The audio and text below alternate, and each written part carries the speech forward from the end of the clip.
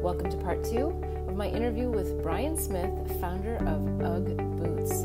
More fascinating pearls of wisdom from his incredible life's journey. Stay tuned.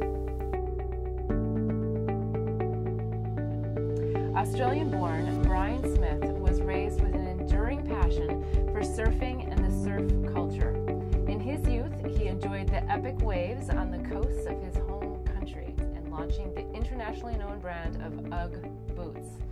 Okay, we're back with Brian Smith, the founder of UGG Boots in Encinitas, California, and we were just in a really interesting spot. You've taken the company from 20,000 to 200,000 after years of just really trying to figure it out. What happens next? Because it's been built into a massive empire, but what's the next? Well, no, it was not a massive empire. Okay. I hadn't made a profit yet Okay. after 4 or 5 years, and a lot of times I wanted to give up, but the thing that kept me going each time was 1 in 2 Australians has these boots, so they must be good. It's my problem that I haven't got them all over America.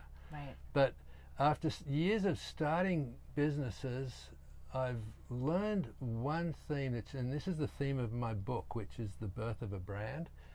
And the theme of it is you can't give birth to adults. Right? Every business is conceived, and then the first action is taken. Like the beginning of birth of UGG was buying 6 pairs of samples, right? And then it just lies there. Every business just lies there, and it lies there, and there's no amount of feeding it or jiggling the cradle or urging it. An infant can't get up and go to college. It just has to be an infant. But eventually, if you keep nurturing it, it'll start to toddle. The first buyers are starting to take interest, and people are writing articles in magazines, and all your true believers are starting to spread the word out, and that's a really cool phase. And that quickly goes into the youth, where you've got consistent orders coming in, the production's good, shipping and billing is great, the warehouse is fantastic, and that's a really great phase of every business. And you can run a $20-30 million business in that youth period. But if it's a really good product or a really good service, it's going to hit the teenage years, and you can all remember when you wanted to be in every party in town, right? Well, in business, it's a super dangerous because you want to be in the massive trade shows, you want to be in every big box retailer, you want to be mass distributed out through the internet, and you can outstrip your capital so fast. And I almost lost UGG a couple of times during that period. But eventually the controls get put in, and it becomes a mature business. Well, I think you're making some really good points, because I think a lot of entrepreneurs start out with a lot of passion and fire in their belly, and they believe. They take the hits. So what would your tip be, or your pearl of wisdom for how long should you have your own bank account ready to self-fund before you can start to, right? Because people think I'm going to be a millionaire in the first year. It depends on your passion. Like, I went all in. I had no reserves. That's why I was working summer jobs just to stay alive. But if you are in a business, like with a regular salary, do your passion project on the side, and just keep working it and working it. Eventually, it will get so big that your job is an interference. That's the time to switch. Right? But just, I've done it. A lot of entrepreneurs do jump all in, but it's you better have a really good backup of friends and So the best thing is to just work it until it pays for itself. Yeah, great advice. Okay, so you've built the business, but you're still feeling like the profitability margins aren't where you want them to be. So what's sort of the next step? Because there was some critical things I remember from your talk that you went through as the company had grown and become more successful. Yeah, well, the profitability was always tough because the product was expensive, and there was a huge retail kickback, especially with the retailers themselves, and so I couldn't do much. I had it as low as possible, so I had to figure out other ways of getting around the having to buy the inventory, because that was always a big problem. Cash flow too. And even though I was an accountant, like a CPA, I didn't understand finance. And I thought, okay, we did $1 million this year and I'm broke. so I'll just sell 2 million next year, and then I'll have an extra million, right? Yeah. But what happens is you sell 2 million and you're still broke because you've got all this money tied up in inventory and receivables, and there's still no money. So it was just like I chased that for year after year after year, and I eventually got an investor came in and said, Brian, that's profitless prosperity. You know, we need to get the margins way up, and I didn't think it was possible. But the next year we put the price up, like got much better margins. Nobody cared.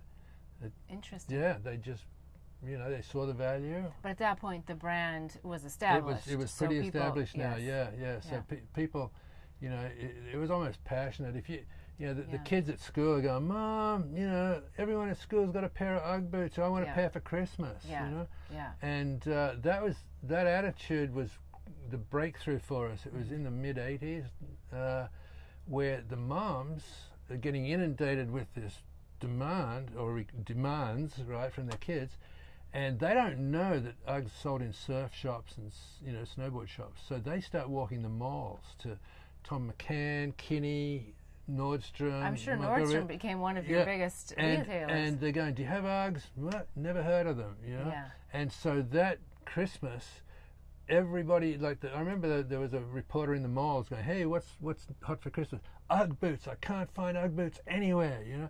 And that was when all the big department and mall stores came on board. And that was a very pivotal moment for the business. Wow.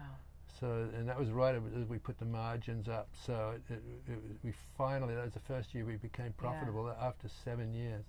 What about the entrepreneurs who haven't had the accounting background, who have a passion, who have a product, probably a really good product or service, right? But they just don't know how to do those finances?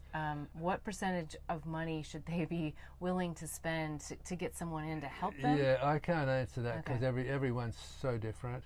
But you do need some financial direction, right? If I had a financier come in and said, look, Brian, it's really seasonal. You need a huge amount of capital here. You don't need it here. You know, this is what the cash flow is going to look like. And then we could plan for it and raise the investment ahead of time. Yeah. Life would have been great. Yeah. But I was always chasing the doubling, right? Yes. Double the sales next year, double the sales next year. And so I was digging a bigger, the more successful I got, the bigger the problems became. Yeah. Well, and I think what I'm getting from you with that is find someone that's in the industry that you're in that understands these cycles, right? So that they can. And there are people out there now. Yes. And now with the internet, you know, and business plans, you can go out and buy a business plan and a forecasting model. You can do it yourself. You know, it's become that common. Yeah. You know, there's always a cash flow button at the bottom when you put all the information into the spreadsheets. That's the way to go. But it didn't exist when I started. Yeah. Yeah, well, people have to find that place within them to kind of wear all hats as an entrepreneur, and that becomes very difficult. Okay, so what were some of the big fears that you had, that you really had to push through, and how did you do that? I just had faith. I think that's the one word that I'll use. I had faith in some stupid things. There were, like, as I told you, we kept doubling in sales. Well, I had some very small investors to start, and they didn't have the capacity to put more money in, so I had to buy them out and bring in bigger ones. Okay. I had to buy them out and bring in bigger ones. And there was this one instance where I just brought in 3 new partners from Anaheim, and we were all going to own the company 25% each, but I didn't get my 25% till I finished a little lawsuit, you know, trademark lawsuit. But I was the sales rep, you know, for the company. Now they were going to handle all the operations. I was going to be on the road, and by now I'd come to love sales. You know, it wasn't even selling anymore. People were so happy to see me. You know, oh, it's Mr. UGG, you know, and so I remember going out the very first day after we moved all the inventory to Anaheim and went into the first retailer in Huntington Beach, and he said, hey Brian, I heard you sold the company. I went, what? He said, yeah, I called up an order this morning and they said you don't own the company anymore. I said, you're kidding me. And I couldn't wait to get out of there, you know. Because you thought you had 25. Yeah, well I did have 25, you know, and even though I didn't get the stock certificate, I still had 25%. So I drove straight back to San Diego, and I pulled out the contract and I read it, and I went, "Oh shit! I don't own the company anymore." Wow. And I just crashed. It was really desperate because my whole ego and being was tied up in being this huge, international president of a huge corporation one day, and God, I moped around for like 3 or 4 days, and how did you pull yourself off the well, floor? it was about the fourth night. I think I was watching TV with my wife. She was sitting on the couch, and the TV went off. The show finished. I clicked it off, and I rolled over on my stomach and got on my hands and knees and started crawling to the bedroom. Yeah. And my wife just looked at me and went, "You get up now and walk to bed like a man." And it shocked the heck out of me, and it's like as I came up off the floor, it was like coming out of a fog, and I thought, oh my God, there's so much more to life than this crappy little sheepskin business, And I slept like a baby, and then the next day, I decided, well, what am I going to do with my life? And I thought, I've come to love sales. This is another goosebump moment. I just figured I love sales. What can I sell? Damn, Ugg boots, right? So I went back up to the guys at Anaheim and said, look, I may never own the company, but I'm going to make sure I can get a pair of boots on every single person in America. And I went on the road, and after the first month I got back, and the guy hands me a check for $5,000, and he says, that's your commissions. And that was the first money I'd actually really taken from the company. Interesting. And the next month, 10,000, and the next month, another 10,000. And that made me realize, I've become quite philosophical, and there's this theme that I have in my book, which is, your most disappointing disappointments will nearly always become your greatest blessings. And that was a perfect example of just having the rug pulled out from under me. And now I'm on the road having fun with all my surf retailers, playing golf with them and surfing with them, making money. And this happened for 3 or 4 years, And eventually, things transpired where I got 100% of the company back. And, I don't know if you want to go into that, but it's an amazing story, and I think I feel like what the big pearl of wisdom that you just gave about disappointments and seeing things differently, shifting your perspective, shifting your attitude off the floor, walking back to the room, all of those things are so critical and so easy to say in some ways, but more difficult to do when you're actually in these situations. And that's part of why I'm so successful as a speaker. Well, I won't say successful. That's why people love me on the stage, because I don't talk about, and then I made $1 million here and I made $50 million there, and I go into the dark side. You're very raw and real. Of business, right? Yes. And it's perseverance that is the most critical element for every entrepreneur, because you're always going to have obstacles. Sales don't start here and go straight up. Look at the screen there, straight up to the top of the screen. It's like, go along, hit a wall. I can give up or I can overcome it. So I overcome it. Cruise along for a bit, hit another wall. I can give up or I can overcome it. And every time you get up and overcome it, you get ahead of your competitors, you build the business to another level. And it's really what all business is just persevering. Yes, but what I also heard you say that I think is a really important thing with the perseverance is the pivoting that you spoke of earlier, because sometimes you don't want to persevere down that particular road. Exactly. You need to know when to pivot, and it's all about the and customer. Every time you hit one of those, that's a pivot point, Every time you hit a block, it's a pivot point. It's a pivot point. Yeah, and you had plenty of those, so you can speak from lots of wisdom.